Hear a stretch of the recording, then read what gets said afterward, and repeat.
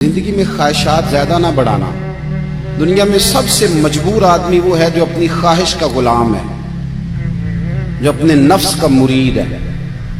نہ خواہشیں بڑھانا مطلب گھر میں صبح کا ناشتہ کرتے وقت یہ پلان کرنا کہ آج شام میں نے برگر کھانا ہے، یہ درست نہیں ہے۔ دوپہر کی روٹی گھر میں اچھی پکی ہوئی ہے، اماں نے پسینہ اٹھا کے پکائی ہے، اور صاحب کہہ رہے ہیں نہیں میرا نفس کہتا ہے کہ آج میں نے نا پیزا ہی کھانا ہے۔ نفس کی خواہشات کو نہ بڑھانا، یہ بندے کو غلام بنا لیتی۔ دنیا میں زیادہ تر گناہ روزی روٹی کے لیے نہیں ہوتے، کہ جو لوگ جرم کرتے ہیں، ڈاکے ڈالتے ہیں، کرپشن کرتے ہیں، یہ زیادہ تر نفس کی خواہشات کے لیے۔ انہیں دوسرے کی گاڑی پریشان کرتی ہے، انہیں بنگلہ پریشان کرتا ہے۔ آپ کو پتہ ہے نبی کریم علیہ السلام نے ایک دعا مانگی ہے، حضور فرمانے لگے اللہ میرے گھر والوں کو نا ضرورت کے مطابق روزی دینا، خواہشات نہیں۔ ابھی کسی کو مزیدار روٹی کھاتے دیکھو تو کسی 5 اسٹار ہوٹل میں نہ دیکھنا، بلکہ جو مزدور مزدوری کرتا ہے نا اسے کبھی ملاحظہ کرنا، وہ جو صبح روٹی باندھ کے ساتھ لاتا ہے، 2 روٹیاں جب وہ لاتا ہے تو روٹیوں کے بیچ اچار ہوتا ہے، اور دوپہر کا جب وقت ڈھلتا ہے تو صاحب وہ اچار زیادہ تر پونے کو لگ جاتا ہے کپڑے کو،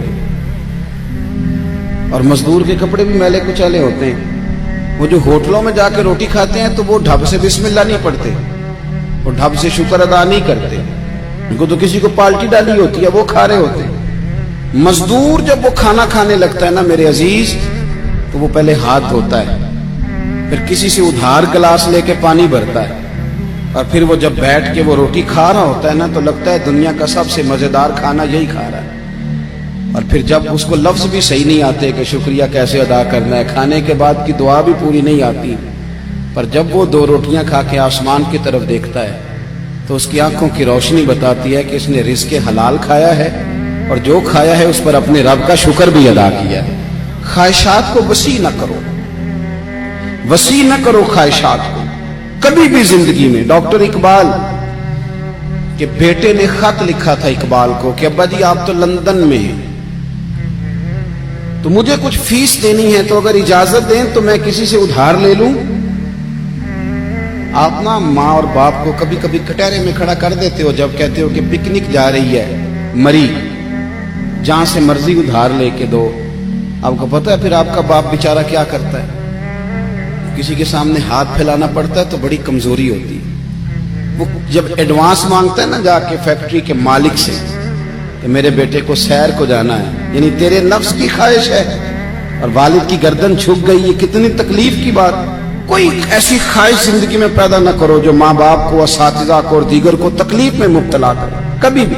اقبال کے بیٹے نے کہا ابا کچھ ادھار لے لوں، میری ضرورت ہے، تو علامہ اقبال نے جاوید کے نام پوری نظم لکھ بھیجی، دیار عشق میں اپنا مقام پیدا کر، نیا زمانہ نئے صبح و شام پیدا کر، خدا اگر دل فطرت شناس کرے عطا تجھ کو، سکوت لالا و گل سے کلام پیدا کر۔ اور کہنے لگے میرا طریق امیری نہیں فقیری ہے، بیٹے خود ہی نہ بیچ غریبی میں نام پیدا کر۔